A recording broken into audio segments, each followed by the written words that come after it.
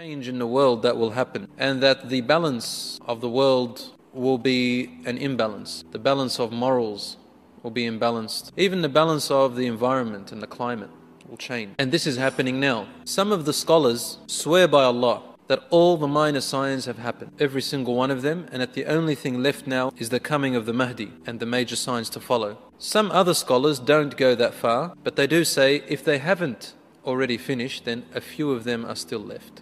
Allah subhanahu wa ta'ala knows best about this. They could have all finished. But what comes to my mind is the Furat river. There is a river called the Euphrates river in Jordan. Rasul tells us, you'll find this hadith in Sahih Muslim, by the way, that the Euphrates river will be channeled into a different direction. So where there was water will come dry.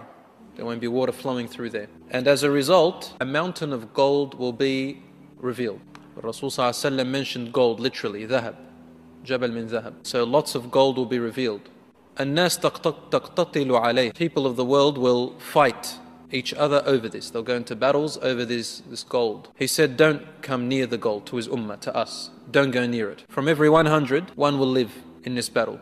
And each person will say, because everyone will see this catastrophe, every person will say, I'm going to be the one to live. I'm going to be the one to live and take my portion. Whether this sign is going to happen before the major signs start, or whether they are going to happen within the time of the major signs, is the knowledge of Allah subhanahu wa ta'ala. Because there are minor signs that happen before the major signs, and there are minor signs that happen during the major signs while they're happening, and there are minor signs that continue after. An example of a minor sign, or if you want to count it as one of the major, but it wasn't one of the majors, the Prophet ﷺ counted in the 10, is the destruction of the Kaaba itself, the lifting of the Quran off the earth. People will not remember except the word La ilaha illallah.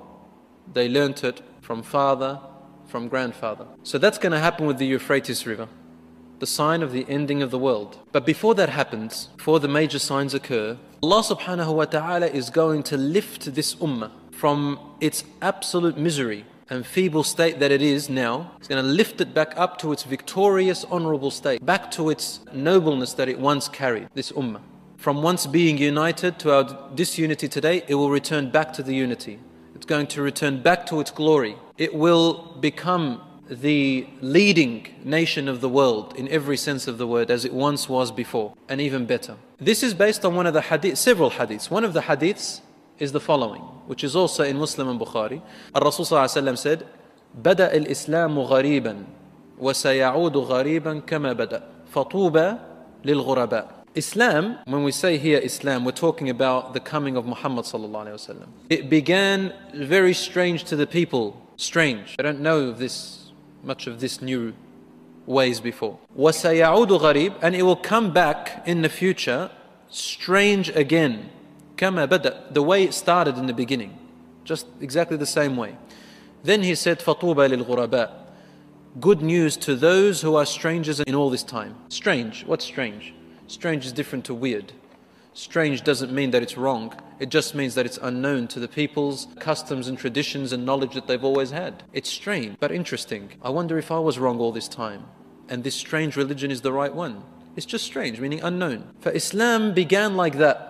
We know the story in the seerah of the Prophet ﷺ. All you have to do is to read it, and you'll know what I mean. And today, now in the millennium, we have the same situation. Al-Islam is gharib, the same way it began. There's one extra thing that's worse about our time, that it's not only strange to the non-believers, it's become strange to different Muslims. And the Muslims have divided, and they are strangers to one another.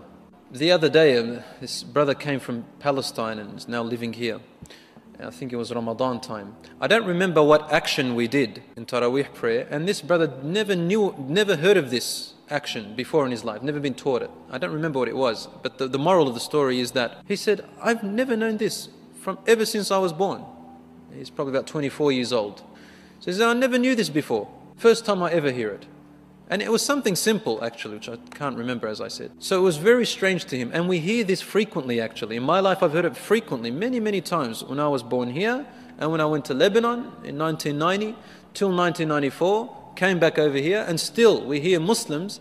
And to me, I'm thinking, how could you not know this? You know, it's known to the Muslims, but to them it's very strange. I'll give you just a very simple story, a quick one, inshallah, just to get it closer to your mind. In Lebanon, when I first went, I was about 14 years old. Up in the village areas, they live in the mountains, that's where my parents are from. The village areas had this strange and weird belief that people who used to be practicing good Muslims, they called them walis, awliyas, the saints. And they believe that they are buried in certain places in the different villages. They say that they're noble men, they're men of extraordinary characteristics that are different to the normal human being. They have some karamat, that Allah has blessed them with certain miracles that they can do that no one else can do. And this stayed in their mind. And so in our village, my father's village, we had a huge grave. And in that, they called this person in the grave a Nabi Marmar. Marmar prophet. He was a prophet, right? He was meant to be a prophet, and they called him Marmar, which is a Christian name. They called him Marmar. Allahu A'lam if there's anything really buried in there. I don't know. But it's a huge grave, probably about maybe 4 meters long. And people take their children there to be cured. They go there and pray around the grave, thinking that their prayer will be accepted more, or they make supplications at the grave. Now the weird other belief was that there were trees around it. And you're not allowed to cut any branch off, because if you cut the branches off, right, this person in the grave is going to come and choke you at night. I've never heard of this before in my life. I get up there and they've got this weird belief. Where did they get it from? Allahu A'lam. And when we started to teach them that this is absurd and that this is not what the Prophet ﷺ taught us, and we brought them all the logic. For example, I used to say to them, 14 years old, it's quite logical. I said to them, look, if he's really a good man, then he'd want us to use these branches because we're cold and we need to bathe and we need to use it to cook and clean. What does he want with all these trees? And he's probably in Jannah now. What does he want with all this garden over here? They go, no, it's sanctioned to him, you can't touch it. But if he's a good man, why would he want to choke you? If he was living, he wouldn't do that. And so on and so forth. When you go and pray at his grave, he needs you more than what you need him. He's dead. He needs your dua. Hadith of the Prophet ﷺ.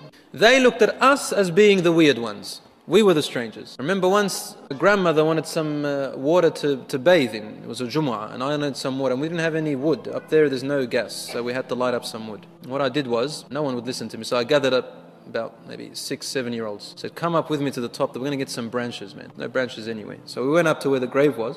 I gave each child a branch to hold. And we came down this hill. Everybody could see us. The whole village could see us coming down with these branches. And I said, scream out, Allahu Dar, Allahu Nafi'. Allah harms and Allah is the one that prevents harm. Allah subhanahu wa ta'ala is the one that benefits. The whole village stopped. We couldn't even hear a rooster crow anymore.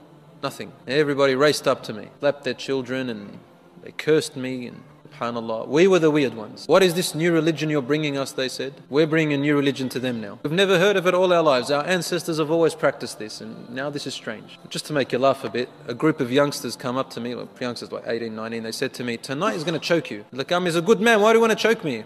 Anyway, that night I was prepared and I recited some Quran, and I knew that what's actually making him think that is the shaitan, and the shaitan can come and impersonate figures in your dreams. You can get something like a nightmare, which is similar to choking at night. It's called something, dream of terror or something, I don't know. Muhim, I saw a little snake in that dream, and I grabbed it and chopped its neck off. And I said, is this your power, shaitan? Woke up for Fajr afterwards. The youngsters came past the next morning and said, you copped it, didn't you?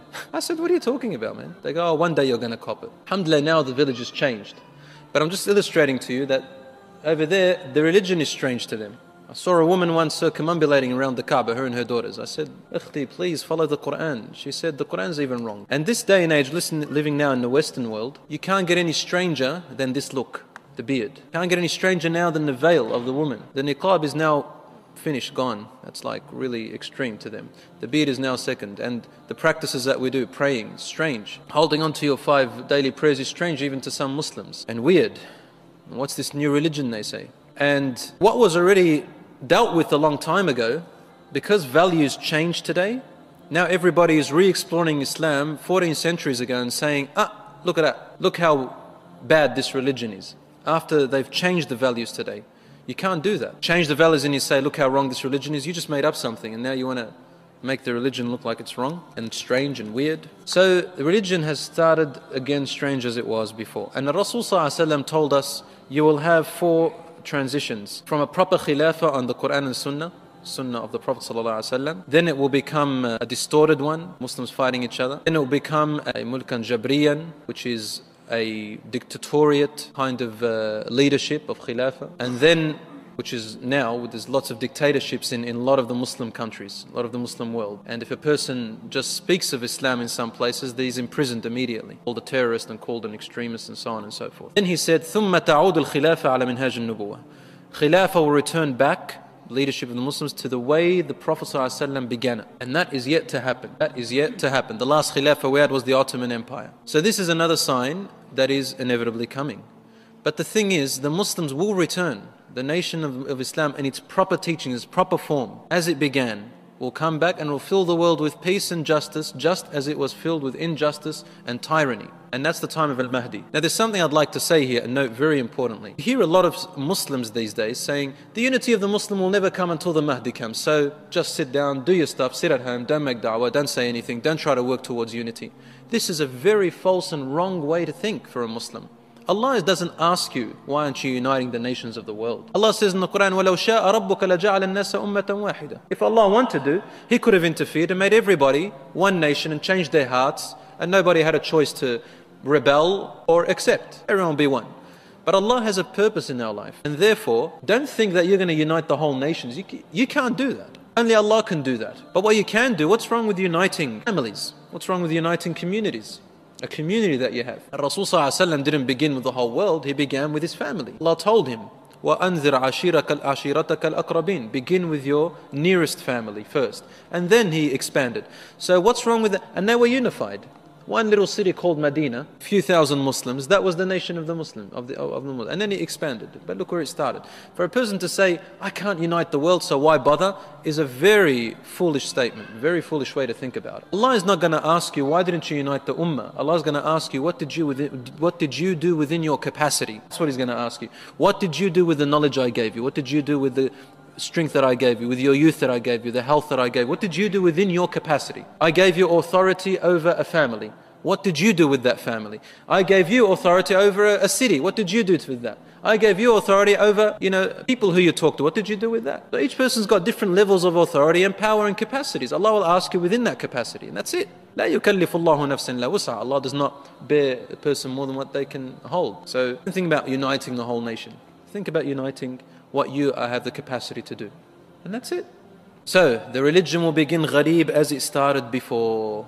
And this is today, one of the minor signs before the major signs come. As time passes, my dear brothers and sisters, after these minor signs develop, plots and plans will be carried out by enemies of this religion, outside of it and within it. And this is among the greatest minor signs that you can look at, because Rasul ﷺ said, "Oh my Lord, don't destroy my ummah with a common plague that destroys them all. Don't do that." And Allah said, you have that dua accepted. I will never destroy your ummah with a plague. He said, "Oh Allah, do not let an enemy from outside of them to take control of them." And Allah said, you have that. So why do we have today the enemy from outside controlling the Muslims and putting him down? Because Allah did not give the Prophet ﷺ the third dua, which was, except if they fight each other within, I will not protect them from that. I've given them my guidance, it's up to them to follow it. And then Allah then sent the ayah down saying, إِنَّ اللَّهَ لَا يُغَيِّرُ مَا بِقَوْمٍ حَتَّى يُغَيِّرُ مَا بِأَنفُسِهِمْ. Allah will not change the state of a people until they change their own state first. So when we changed our state, the outside enemy took control of us. That's what's happened today. And this is among the greater minor signs as well. We mentioned the hadith last week. The nations of the world will gather against you. Rasulullah named 80 nations. The 80 nations are going to come up very soon. But right now, this word, as the Prophet said, takalub. He said, tatakalab, or tatada'a means they invite one another, like beasts calling each other and becoming wild over you. And today, they are wild, and in many places in the world over the Muslims. You just don't hear much about it in the media anymore. This is our state. And you know that soon something's going to happen. Allah subhanahu wa ta'ala only knows when this is going to happen.